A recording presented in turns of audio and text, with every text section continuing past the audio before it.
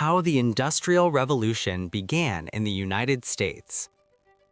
In the late 1700s, the United States was still a young nation built on agriculture. Most people lived on farms, producing goods by hand. There were no large factories, no mass production, and very little industrial technology. But change was coming, and it started with textiles. In 1790, a British-trained mechanic named Samuel Slater secretly brought knowledge of advanced textile machinery to America. In Rhode Island, he built the first successful water-powered textile mill in the country. Using river power, his machines could spin cotton into thread much faster than any human worker. This was a turning point.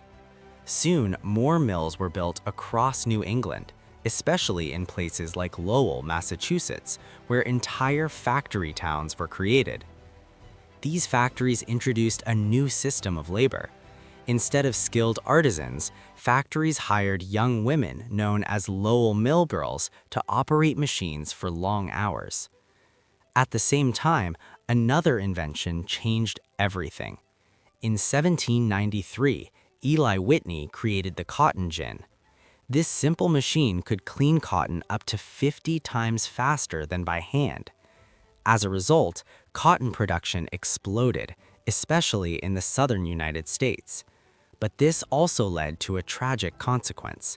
The demand for enslaved labor increased dramatically, tying industrial growth to slavery.